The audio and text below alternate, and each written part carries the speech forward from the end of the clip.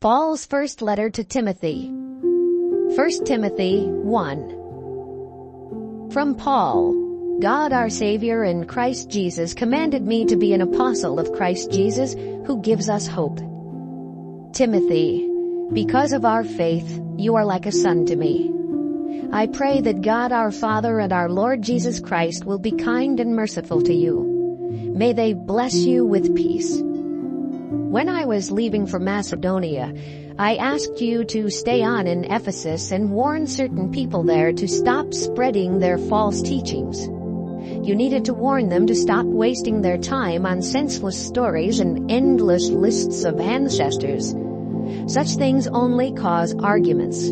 They don't help anyone to do God's work that can only be done by faith. You must teach people to have genuine love, as well as a good conscience and true faith. There are some who have given up these for nothing but empty talk. They want to be teachers of the law of Moses, but they don't know what they are talking about, even though they think they do. We know that the law is good if it is used in the right way. We also understand that it was not given to control people who please God, but to control lawbreakers, criminals, godless people, and sinners. It is for wicked and evil people and for murderers who would even kill their own parents. The law was written for people who are sexual perverts, or who live as homosexuals, or are kidnappers or liars, or won't tell the truth in court. It is for anything else that opposes the correct teaching of the good news that the glorious and wonderful God has given me. I thank Christ Jesus our Lord. He gives me the strength for my work because He knew that He could trust me. I used to say terrible and insulting things about Him, and I was cruel. But He had mercy on me because I didn't know what I was doing and I had not yet put my faith in Him. Christ Jesus our Lord was very kind to me. He has greatly blessed my life with faith and love just like His own. Christ Jesus came into the world to save sinners. This saying is true and it can be trusted. I was the worst sinner of all, but since I was worse than anyone else, God had mercy on me and let me be an example of the endless patience of Christ Jesus. He did this so that others would put their faith in Christ and have eternal life. I pray that honor and glory will always be given to the only God, who lives forever and is the invisible and eternal King. Amen. Timothy, my son, the instructions I am giving you are based on what some prophets once said about you. If you follow these instructions, you will fight like a good soldier. You will be faithful and have a clear conscience. Some people have made a mess of their faith because they didn't listen to their consciences. Two of them are Hymenaeus and Alexander. I have given these men over to the power of Satan so they will learn not to oppose God. 1 Timothy 2. First of all, I ask you to pray for everyone. Ask God to help and bless them all, and tell God how thankful you are for each of them. Pray for kings and others in power so that we may live quiet and peaceful lives as we worship and honor God. This kind of prayer is good, and it pleases God our Savior. God wants everyone to be saved and to know the whole truth, which is, there is only one God, and Christ Jesus is the only one who can bring us to God. Jesus was truly human, and He gave Himself to rescue all of us. God showed us this at the right time. This is why God chose me to be a preacher and an apostle of the good news. I am telling the truth. I am not lying. God sent me to teach the Gentiles about faith and truth. I want everyone everywhere to lift innocent hands toward heaven and pray without being angry or arguing with each other. I would like for women to wear modest and sensible clothes. They should not have fancy hairdos or wear expensive clothes or put on jewelry made of gold or pearls. Women who claim to love God should do helpful things for others. And they should learn by being quiet and paying attention.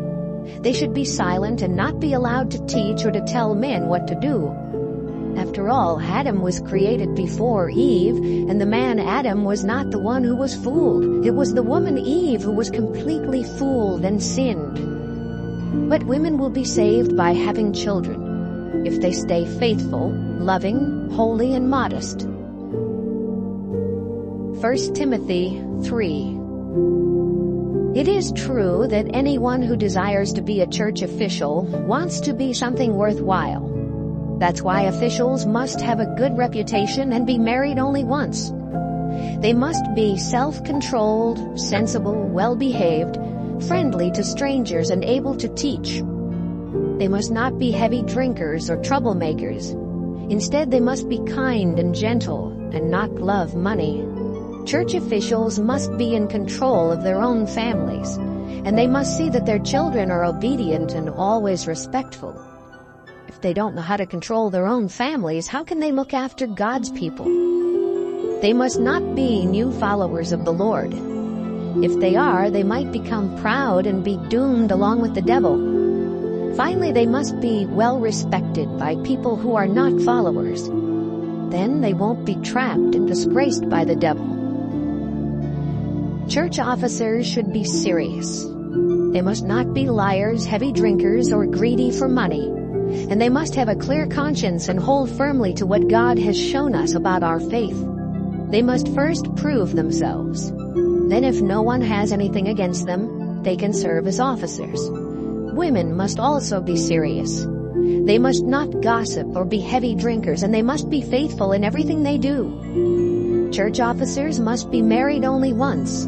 They must be in full control of their children and everyone else in their home. Those who serve well as officers will earn a good reputation and will be highly respected for their faith in Christ Jesus.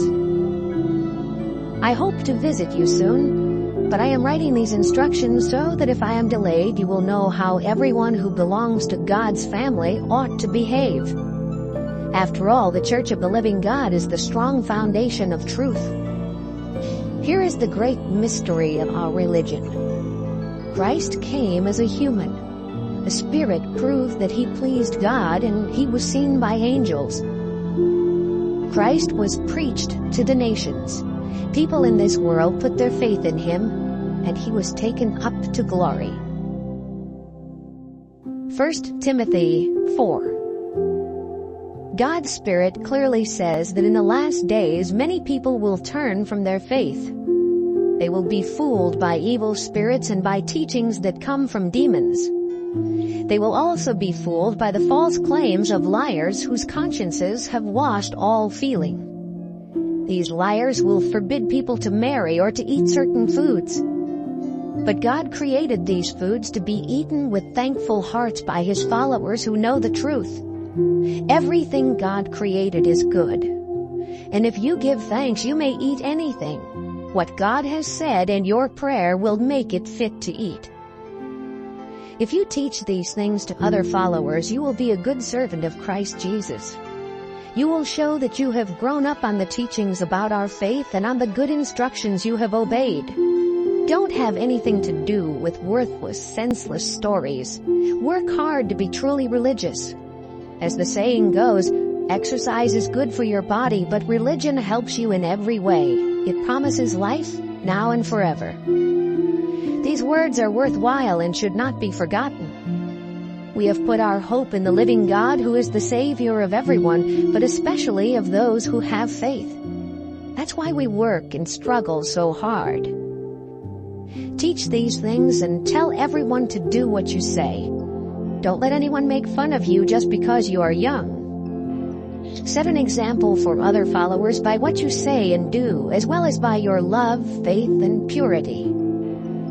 Until I arrive, be sure to keep on reading the scriptures in worship, and don't stop preaching and teaching. Use the gift you were given when the prophets spoke and the group of church leaders blessed you by placing their hands on you. Remember these things and think about them, so everyone can see how well you are doing. Be careful about the way you live and about what you teach. Keep on doing this, and you will save not only yourself, but the people who hear you. 1 Timothy 5.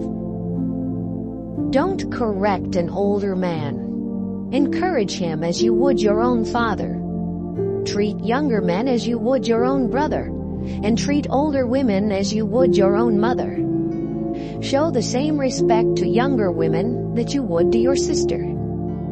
Take care of any widow who is really in need. But if a widow has children or grandchildren, they should learn to serve God by taking care of her, as she once took care of them. This is what God wants them to do. A widow who is really in need is one who does not have any relatives. She has faith in God and she keeps praying to Him night and day, asking for His help. A widow who thinks only about having a good time is already dead, even though she is still alive. Tell all of this to everyone so they will do the right thing. People who don't take care of their relatives, and especially their own families, have given up their faith. They are worse than someone who doesn't have faith in the Lord. For a widow to be put on the list of widows, she must be at least 60 years old, and she must have been married only once. She must also be well known for doing all sorts of good things, such as raising children, giving food to strangers, welcoming God's people into her home, helping people in need, and always making herself useful. Don't put young widows on the list. They may later have a strong desire to get married, then they will turn away from Christ and become guilty of breaking their promise to Him. Besides, they will become lazy and get into the habit of going from house to house. Next, they will start gossiping and become busybodies, talking about things that are none of their business. I would prefer that young widows get married, have children, and look after their families. Then the enemy won't have any reason to say insulting things about us. Look what's already happened to some of the young widows. They have turned away to follow Satan. If a woman who is a follower has any widows in her family, she should help them. This will keep the church from having that burden, and then the church can help widows who are really in need. Church leaders who do their job well deserve to be paid twice as much, especially if they work hard at preaching and teaching. It is just as the scriptures say, "Don't muzzle an ox when you are using it to grind grain." You also know the saying, "Workers are worth their pay." Don't listen to any charge against a church leader unless at least 2 or 3 people bring the same charges. But if any of the leaders should keep on sinning, they must be corrected in front of the whole group as a warning to everyone else. In the presence of God and Christ Jesus and their chosen angels, I order you to follow my instructions. Be fair with everyone and don't have any favorites. Don't be too quick to accept people into the service of the Lord by placing your hands on them. Don't sin because others do, but stay close to God. Stop drinking only water. Take a little wine to help your stomach trouble and the other illnesses you always have. Some people get caught in their sins right away, even before the time of judgment. But other people's sins don't show up until later. It is the same with good deeds. Some are easily seen, but none of them can be hidden. 1 Timothy 6. If you are a slave, you should respect and honor your owner. This will keep people from saying bad things about God and about our teaching. If any of you slaves have owners who are followers, you should show them respect. After all, they are also followers of Christ and He loves them. So you should serve and help them the best you can. These are the things you must teach and tell the people to do. Anyone who teaches something different disagrees with the correct and godly teaching of our Lord Jesus Christ. Those people who disagree are proud of themselves, but they don't really know a thing. Their minds are sick, and they like to argue over words. They cause jealousy, disagreements, unkind words, evil suspicions, and nasty quarrels. They have wicked minds and have missed out on the truth. These people think religion is supposed to make you rich. And religion does make your life rich by making you content with what you have. We didn't bring anything into this world, and we won't take anything with us when we leave. So we should be satisfied just to have food and clothes. People who want to be rich fall into all sorts of temptations and traps. They are caught by foolish and harmful desires that drag them down and destroy them. The love of money causes all kinds of trouble. Some people want money so much that they have given up their faith and caused themselves a lot of pain. Timothy, you belong to God. So keep away from all these evil things. Try your best to please God and to be like Him. Be faithful, loving, dependable, and gentle. Fight a good fight for the faith and claim eternal life. God offered it to you when you clearly told about your faith while so many people listened. Now I ask you to make a promise. Make it in the presence of God, who gives life to all, and in the presence of Jesus Christ, who openly told Pontius Pilate about his faith. Promise to obey completely and fully all that you have been told until our Lord Jesus Christ returns. The glorious God is the only ruler, the King of kings and Lord of lords. At the time that God has already decided, He will send Jesus Christ back again. Only God lives forever, and He lives in light that no one can come near. No human has ever seen God or ever can see Him. God will be honored and His power will last forever. Amen. Warn the rich people of this world not to be proud or to trust in wealth that is easily lost. Tell them to have faith in God, who is rich and blesses us with everything we need to enjoy life. Instruct them to do as many good deeds as they can and to help everyone. Remind the rich to be generous and share what they have. This will lay a solid foundation for the future, so that they will know what true life is like. Timothy, guard what God has placed in your care. Don't pay any attention to that godless and stupid talk that sounds smart but really isn't. Some people have even lost their faith by believing this talk. I pray that the Lord will be kind to all of you.